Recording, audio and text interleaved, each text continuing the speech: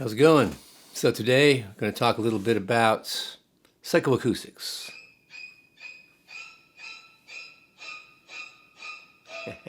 Not those psychoacoustics. Psychoacoustics in the situation which is how sound actually affects the human ear and the human brain. What are psychoacoustics? Well, we talk a lot about how the sound operates in the physical world. Frequency and time and wavelengths and phase and stuff like that. And at some point, we actually have to address how it's received by the ear itself. And as it turns out, the human ear and auditory system, though it's very, very good at discerning fine frequency fluctuations, it's got explicit physical limitations that come into play, and it does affect the accuracy of auditory perception. So the first thing that we want to sort of talk about concerning psychoacoustics here is how the ear perceives loudness, perceived loudness. Perceived loudness has, of course, a relationship with actual loudness, but it's actually possible, of course, to have two signals that have equal peaks in volume, and one will sound louder than the other, usually due to one of them having a higher RMS, which means root mean squared, and we've gone over this before, but that basically is a level that's derived from the average of the square root of the peaks squared, and it's usually the measurements used and indicated by a VU meter. But anyways, that's a whole nother deal. Basically, though, as I mentioned before, we can have two signals that look on paper to be the same level, and yet one will sound louder than the other. And there's other ways that can happen too, which we're going to get into here for a minute. So just from sort of a perspective here, let's get a little perspective about dBs when we're talking about dBs of loudness, for instance, because there's dBs of loudness in terms of what are the real dBs, in terms of actual acoustic power, sound intensity power. But then there's also how those are perceived by people. For instance, we talk about a lot of times the just noticeable difference, the JND. If we make an adjustment to one of our devices, turn up a fader or turn up an output, a just noticeable difference would be about 1 dB if we're a professional and we're sitting there at the console and we know what we're doing and we're triangulated in our monitor space. However, for the most part, though, especially if we're putting things into the mix, and we've got a lot of things in the mix, 3 dB is really the real just noticeable difference. And that's why a lot of times we talk about making moves in 3 dB increments, because 3 dB is a noticeable difference, the first noticeable difference. That's why it's also the point of, for instance, with the cutoff on a filter. That's the point where it's 3 dB down, the point where we can just notice the difference. 3 dB is sort of considered the real JND. And what's funny about 3 dB is that it requires double the power of whatever your system is. So twice the power gets you to a just noticeable difference. Isn't that nice? Another number that we want to sort of remember about dB is 6 dB. And 6 dB generally applies to when we are doubling the distance from our sound source. Every time we double the distance, notice 6 dB down. If it's twice as close, it's plus 6 dB. So a lot of times when we're talking about a 6 dB difference, it is usually referring to the distance situation. And then 10 dB. And what 10 dB suggests is that we have something that is twice as loud, sounds twice as loud to us, and in order to get to that, it requires 10 times the power of whatever power that we're using to get to that. We need 10 times that power to get twice as loud. So 1 dB, 3 dB, 6 dB, 10 dB, these are sort of how we end up using these dB numbers when we're talking about loudness. Let's also familiarize ourselves with the audio window for human hearing. And that is basically, we have our audio range of frequencies, which goes from 20 hertz to 20 kilohertz. Anything over 20 kilohertz, we're just not really going to hear it. Most adults lose over 8 kilohertz and over 4 kilohertz over time. I myself have lost quite a bit. I've still got 15K, so watch out. Then we also have our amplitude range of levels, which is from 0 to 120 dB SPL, with 0 being the threshold of sound, the very, very basic sound audibility, and 120 dB SPL being the threshold of pain. So from the softest to the loudest to the lowest to the highest. That's our audio window, and that's what our ears are capable of handling. Loudness is measurable. I mean, obviously we can measure that to a certain extent with the dB SPL meter, but loudness perception is a little bit harder to measure accurately. And loudness perception is really affected by a lot of interdependent factors. Number one, the level, obviously, that's going to affect the loudest perception.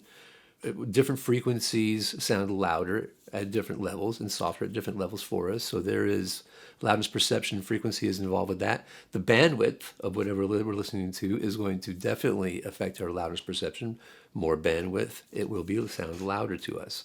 The duration of a note, for instance, a sudden note like that, a transient, as opposed to that same level of noise, which would be maybe about 70 dB for about 5 seconds solid. Which do you think is going to sound louder? That or I'm going with it. So duration has something to do with how we hear loudness. Masking, of course, is something that affects how we hear loudness, because if there's something that's louder than something else, we're not going to hear that thing that's getting blown out. The context also, here's the thing that has a lot to do with loudness. If we have something that's very soft and then all of a sudden something comes in medium loud, then that's going to sound loud to us. The medium loud thing will probably sound louder than it should if it comes after something quiet. And then there's ear fatigue. If we are listening to some sort of sound event and we've been having our ears pummeled for, 7, 8, 9, 10 minutes, then we're going to probably have a different perception of loudness once our ears have been really sort of beaten up a bit. A lot of things can affect how we perceive loudness. And fortunately, we had some people sort of doing some more research about that, and two guys in particular, our good buddies, Harvey Fletcher and Wilden A. Munson. It's spelled W-I-L-D-E-N, Munson. I would really hope it's Wilden Munson, because Wilden would be such a cool name, and Wilden and maybe his brother Milden. Fletcher Munson, psychoacousticians, who studied how frequencies affect the relationship between dB level and loudness perception. Sometimes we use the term subjective loudness instead of loudness perception. Anyways, they did a major study, and it turns out that we hear very low frequencies poorly. We just don't hear them very well. We don't hear really high frequencies very well either.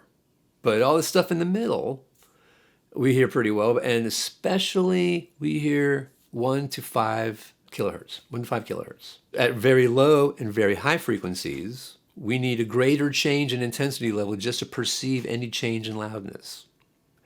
With mid-range frequencies, a smaller change will be noticeable to us in the mid-range frequencies. So they found out that if we listen to music, for instance, at a low level, that the perception of the bass frequencies were very, very much diminished. And so, for instance, if you were going to mix and have your music at a low level, you would probably pour in the bass and have way too much bass. And then once you played it in another environment at a louder level, you go, whoa, crap, the bass got crazy. They also noticed that at a high level, you could really hear the bass really well, the low end really well, and it's really hard to tell how much you need to add or subtract at that point, because it's hard to make judgment calls basically on the level of intensity at a high level. So low level, high level, you're screwed trying to do the bass, basically, in a nutshell. They came up with these cool equal loudness curves. They try to figure out a way to sort of quantify subjective loudness or loudness perception. And so they came up with this unit of the fawn. And what a fawn is, it's if you take a 1K tone and you set it at 10 dB, 20 dB SPL, 30 dB SPL, 40 dB SPL, and each of those would be 10, 20, 30, 40 fawns at 1K. Then we take that same volume level and apply it to all the frequencies across the board. We see from the graph is how much we would have to turn it up in order to stay that same level. And so the things we started noticing is that at low levels, for sure, We would have to really crank up the bass notes to be able to get it at the same level as we could hear that 1K at 10 fons, for instance.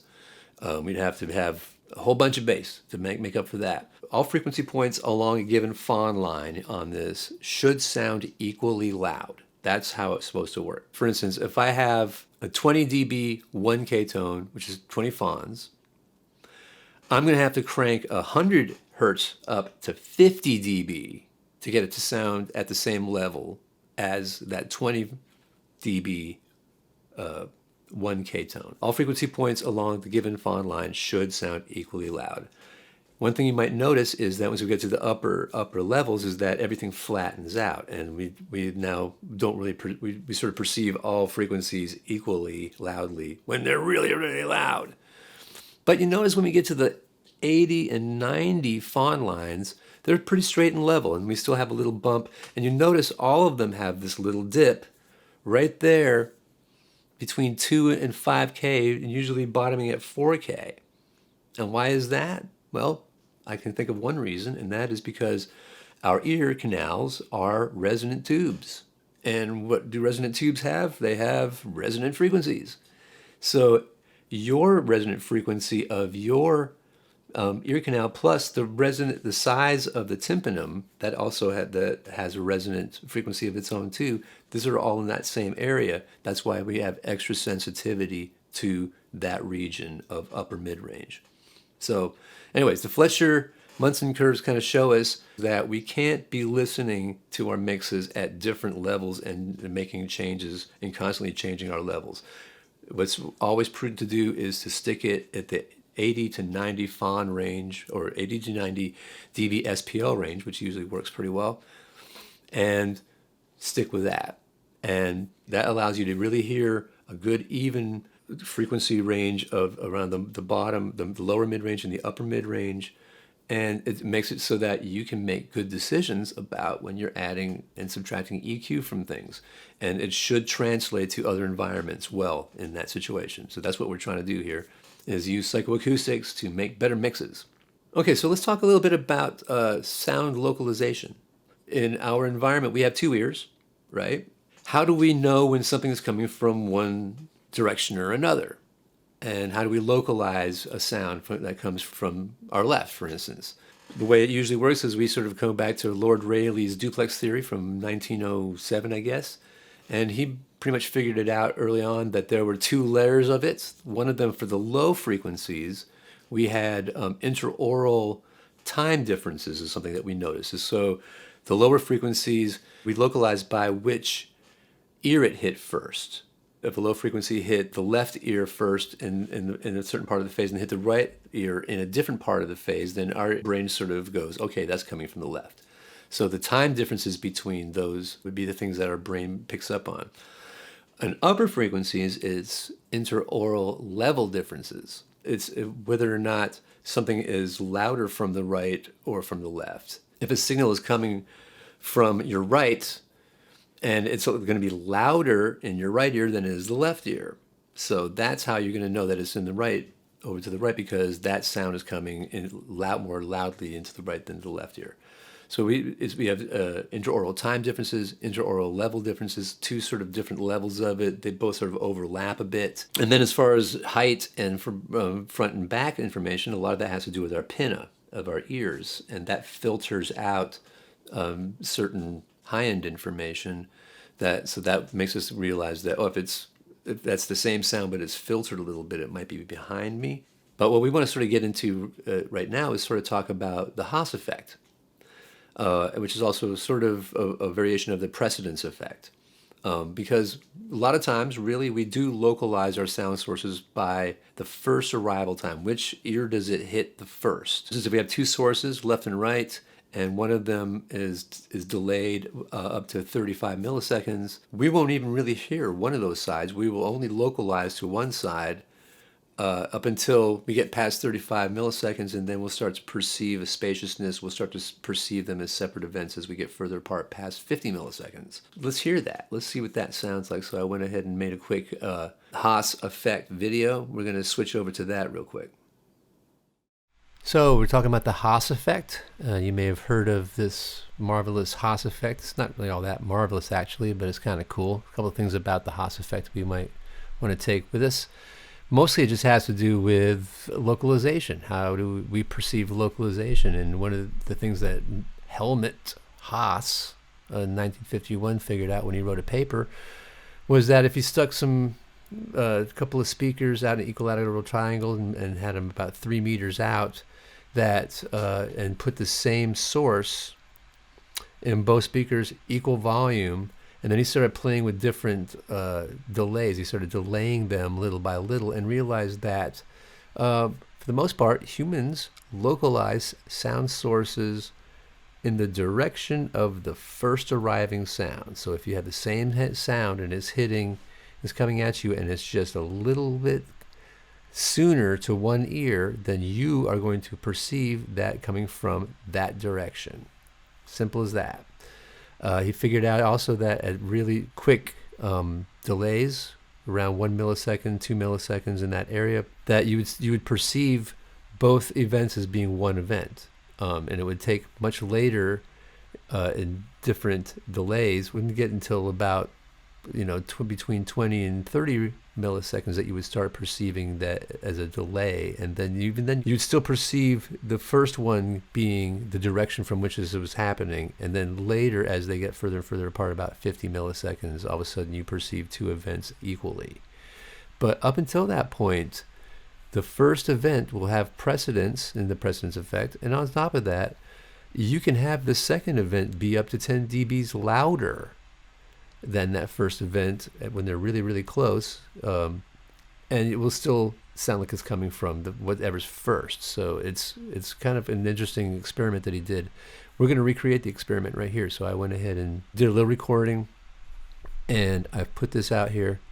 And basically what we got is the exact same thing, left and right, hard panned left and right. This is the same situation. I went ahead and put this into samples, because in samples we can move them around smaller than milliseconds, because we're in 48K here, so that means we have 48,000 samples per second. So that means we have one sample per 0.02 milliseconds. It takes 50 of these samples just to get us up to 1 millisecond. Yeah, I figured this would be a good sort of increment for us to move one against the other. So I'm going to just go ahead and come in close here. And here's what happens when we have them both together. And this is the little part I got here, the electric piano part.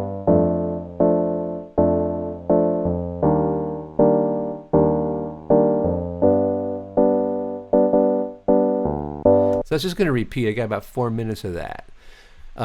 Let's zoom in real super duper close here.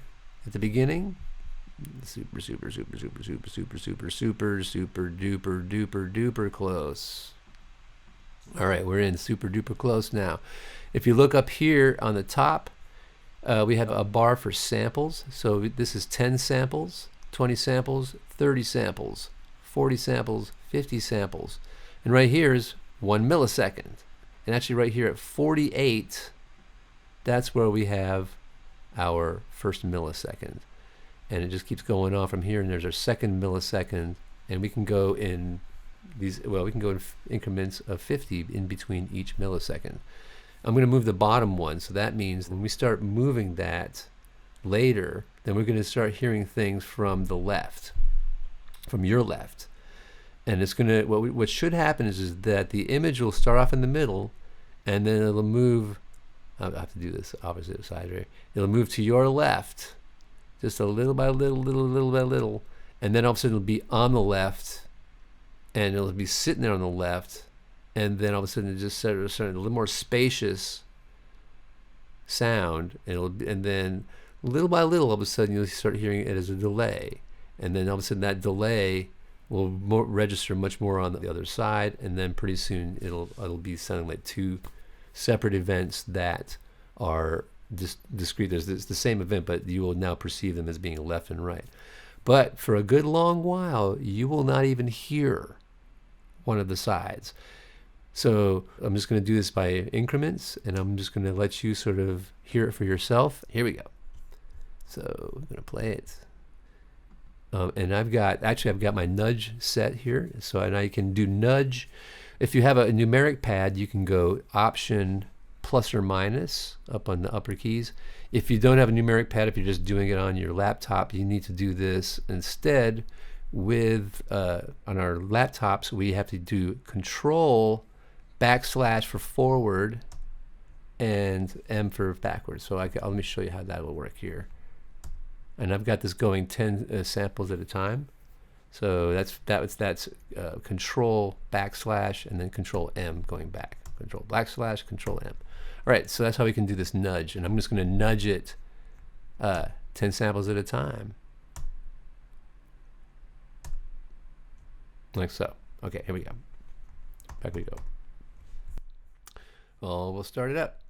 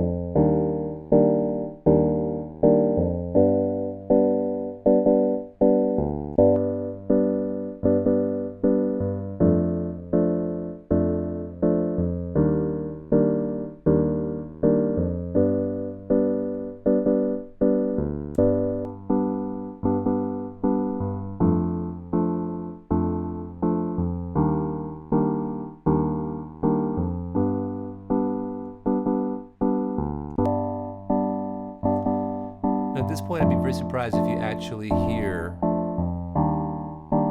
the right side at all.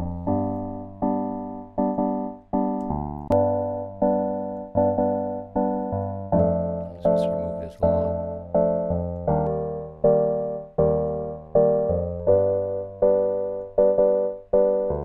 2 milliseconds.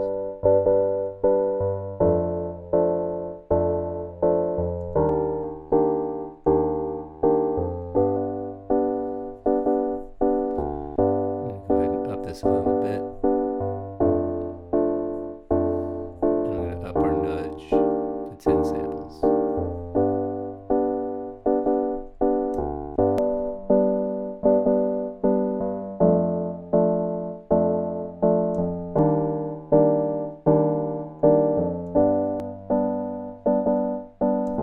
That's about 10 milliseconds now. We start hearing something kind of over there, but you still almost hear it. 14 milliseconds.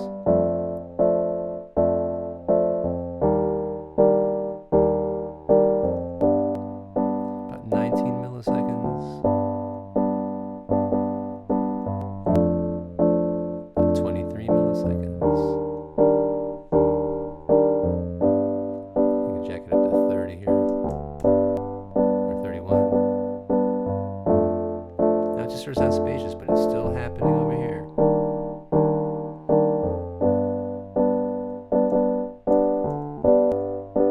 About 40.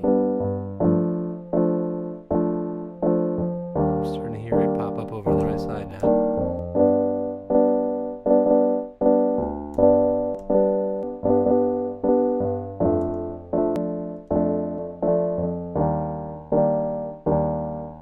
That's about 52 milliseconds.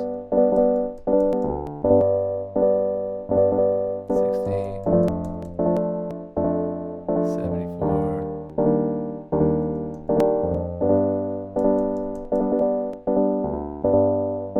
Now we're hearing. Now this is now finally, this is now equal to that in terms of our perceived level, although it's been the same level the whole time. And as I mentioned earlier, I can go back and jack the other one up 10 dB. Let's try it. Well, let's just see. I'm going to bring it back into the more of the zone of 30 milliseconds. And let's just bring it right about 20 milliseconds. And I'm going to bring this up now 10 dB. Up 10 dB. No, let's go up to 9. All right, let's see if we can still hear it from this side. We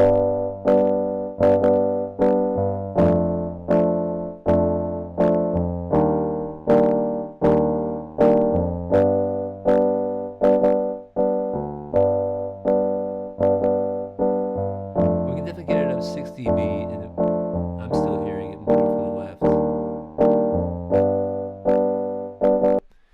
But yes, that's precedence effect, folks. That's how it works. I mean, you're going to localize from whichever is coming from you first when it's super close together. And that's the Haas effect. And you can actually use this effect if you want to. One of the ways that we can do it, we can take a mono electric keyboard like this, for instance, and we can put the equal amounts in left and right, and we can sort of find that a little nice sort of fudgy spot there in 10 to 20 milliseconds. They're both having presence there, but we're going to hear it from one side, but yet there's a presence in both speakers. So anyways, that's the Haas effect. You heard it here, and I hope you enjoyed it. Back to you. One of the things we also have to realize about localization is that, well, that's how we do pan. So the panoramic potentiometer, that's what the pan pot original name was, the panoramic potentiometer. Of course, naturally, we can't say all those syllables at once, man. So we had to bring it down to pan pot, down to pan. And pan basically gives us left and right. And how does the pan pot work? Well, we could use it, obviously we could use either interaural time or interaural level. But interaural level works better because the time we saw how it worked a little bit with the Haas effect, but with actual interaural level delay, it's a lot easier to do that. What we do with the pan pot, of course, is we split our signal. Both of those signals are going to go to the stereo bus, and then to go to the left or right, we just add more level to one side and less to the other, or one the other way, and that moves the phantom image left and right. Because when we have both images at the same level in the left and right, we have a phantom image in the center. And to move that phantom image, we just bring the levels up and down on either side. The thing about panning, though, you got to realize is that in real space, you have to be in the sweet spot for panning to make any sense. If you move just even a half a foot or a foot or two out of the sweet spot space, you're going to mostly only hear one speaker out of a two-speaker situation. You're only going to localize on one of the speakers. Headphones, of course, are a whole nother world, and that's why I think a lot of people gravitate towards that, because you can always hear the stereo spread in the headphones. While we're talking about pan here, I want to mention, you may have heard about pan law. What is pan law? Well, think about it. If we have the same level in the center, if we're bringing levels up and down to get things left and right, and actually, usually we can just do it this, bring it left end like this, and bring it like this. But when all of them are in the middle, in the center, we're going to have twice as much level. So our stereo field will go la la la la la la la la la la la. It'll be louder in the middle because we have both of them are piling up, and when something is doubled, we get plus 3 dB. Remember? So the pan law makes it so that as we go from left to right, it goes down in level as we approach the middle from the left, and same on this side. So it ends up about between minus 3.5 to minus 4.5 in the middle. So when it adds up, it's level. So our pan level goes straight across, and that's pan law. That's why we have pan law. Anyways, just a little aside for you while we're talking about localizing things and psychoacoustics.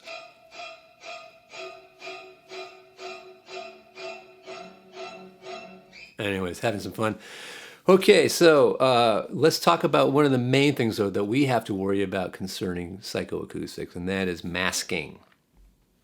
Masking is a big problem, and that's what we're always that's the constant battle in mixing, for sure, when we want to make sure that we get all our instruments cleared and in their own special spaces.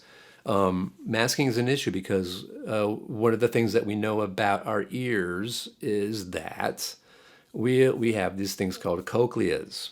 Through the eardrum, through the ossicles, hitting the oval window on the cochlea, it stimulates a fluid that is on both sides of a membrane called the basilar membrane. And as it stimulates the fluids, that basically moves these hair cells, which are attached to nerve endings, which then go to the supraolivary complex. That's where you localize the left and right. That goes to the brain, tells you, oh, something's going on. But what happens all of a sudden right then is your brain sends a message right back to your ear to sort of go, whoa, whoa, whoa, what was that? Goes back and intensifies the attention in that certain area where that stimulation happened in the cochlea. There's a good 200 millisecond round trip that happens here.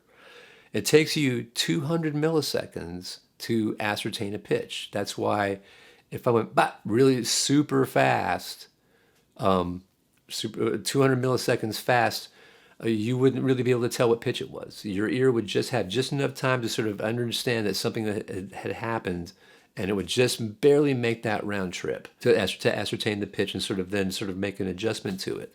Your hearing mechanism also takes a 250 millisecond round trip to determine the relative strength of the signal, so that if it's too loud, it can then engage the stapedius muscle and contract it to protect your ear. So there's a lot of physical things happening when sound is hitting this cochlea, and there's an actual transfer of energy going on there. And what happens, of course, is that it's not like your cochlea has these perfect windows that are perfect frequencies. It hits a region, and then so if there's a loud thing that happens there and there was a softer thing that hit a smaller part of the region, the louder part hit a bigger part of the region of the cochlea. It's going to mask the smaller thing that was closer to it. So it's just a physical thing. It's nothing personal. It's just how the frequencies hit the organ that's in your ear that creates the sound, that creates the electrical impulse that your brain interprets as being sound, I should say. One thing that we have to realize is that signals falling within the critical bandwidth of a given frequency band will activate the same portion of the basilar membrane. And you get two similar signals of equal intensity. The one with the greater bandwidth will sound louder. Like if we talk about a masking level, for instance, we're talking about the intensity level in dB that's necessary for a sound to be detected when it's in the presence of a masking signal of a certain intensity level and frequency bandwidth. So masking is most apparent with signals of similar frequency content, but it can also occur with signals of different frequencies as well. And in these cases, the level of the masking signal must be significantly greater than the level of signal being masked. So I'm going to show you this slide which shows what I mean by that. Here's an example, for instance. You have a 2.6K tone, and it's barely audible, 0 dB, I guess. And you sound a 1.2K masking tone at 100 dB. If you do that, that's going to be a pretty loud freaking 1.2K masking tone. I mean, screaming. You would have to raise the intensity of the 2.6K tone, which is an octave away or so, by 80 dB just to hear it. The takeaway from this slide, I guess you can look at this and it says here, the softer sounds don't mask other soft sounds unless they're close to the same frequency, but loud sounds will mask sounds of higher frequencies if it's loud enough. The lower frequencies are going to get around the higher frequencies. So this is a very interesting thing about masking effects. Loud sounds mask sounds of higher frequency, but not those of lower frequencies. Interesting thing to know. Here's another aspect of masking that we have to realize too, that actually probably a more important element of masking in some ways, and that is temporal masking. And what I mean by that is you have a loud sound. If there's a softer sound than that that's right after that, guess what you're not going to hear? That softer sound, because the louder sound is going to mask the softer sound that's immediately after that. Clap my hands and I snap my fingers, just right after I clap, and very, very quickly, you're not going to hear the snap. You'll just hear the clap. And here's what's really freaky about this, though, that's kind of cool, is that it works the other way. If you have a softer sound that's just before a loud sound, like a really super, super close to it, the loud sound will blast out the sound that happened before it.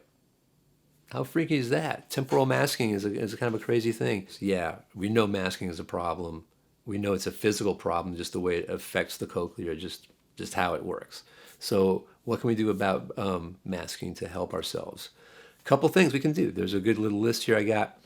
We can swap out microphones. This is a great way to do things especially if we're trying to do the same sort of instruments, similar instruments.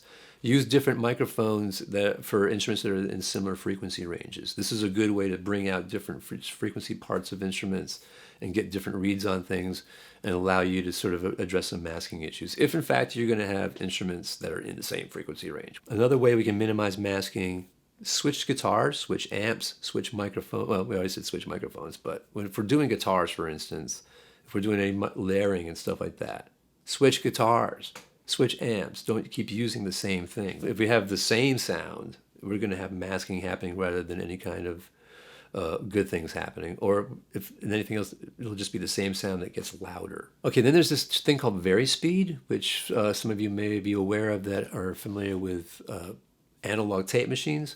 Back in the good old days, if we wanted to have things go faster or slower, or have Darth Vader voice or Mickey Mouse voice, we had to speed up or slow down the tape speed of the tape using varispeed. Well, it's also a great way to get different frequency formats on your instruments. If you record a guitar, for instance, at one speed, go to another speed of tape or another speed of your DAW, which you can do that. Retune, of course, and play it at the new tuning, and then bring that tuning back down. You're going to end up with a frequency range that changes somewhat. That will now fit with something that was recorded with the frequency range up here. Varispeed, really cool way to do that. One thing that you want to also make sure you do is when you have one microphone and you're recording multiple things on one microphone, and there's like a bunch of things in the room, percussion perhaps, or vocalists, you got to make sure the loudest instrument's not the closest instrument. It can't be the thing that reaches the mic first. That's masking in real time right there. Arrangement always is a way to minimize masking. You can just make sure that when you're writing and creating music that you just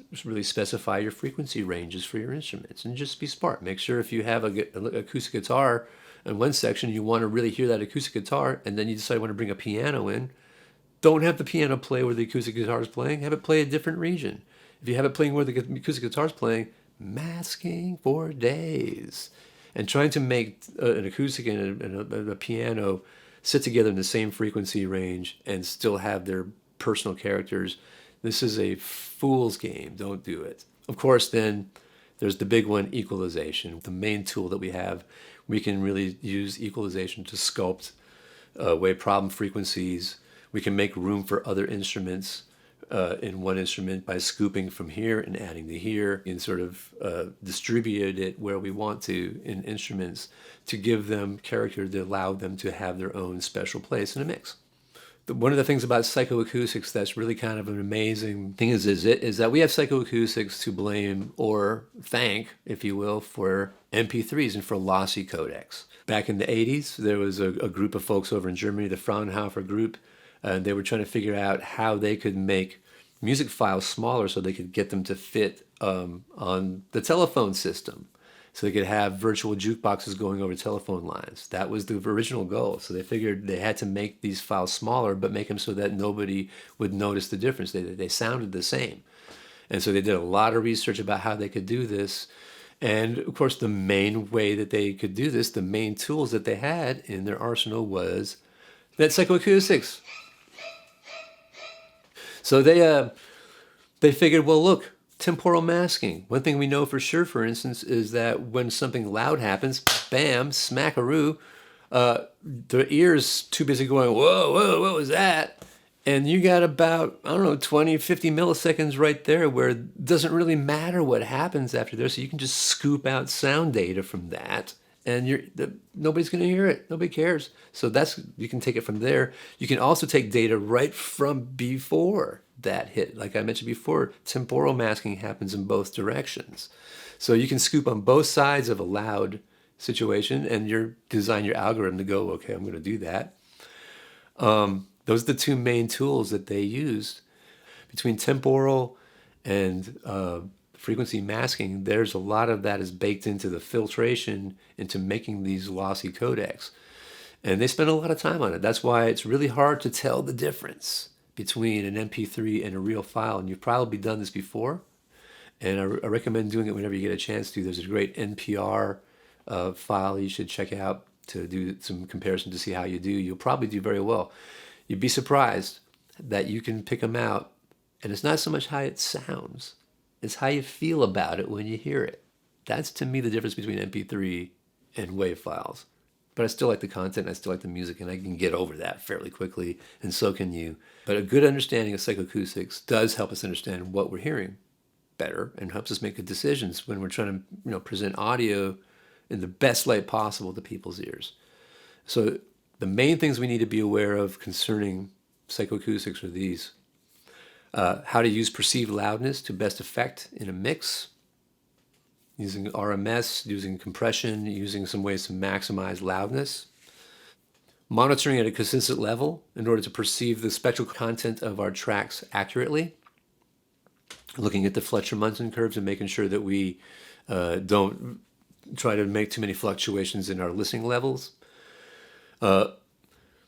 Understanding our localization between interoral time differences for low frequencies and interoral level differences for high frequencies, and how we can place sounds in the sound field. How the ears, the design of the ear requires a need to control the frequency and temporal masking in order to maintain a sonic clarity of a final mixed product.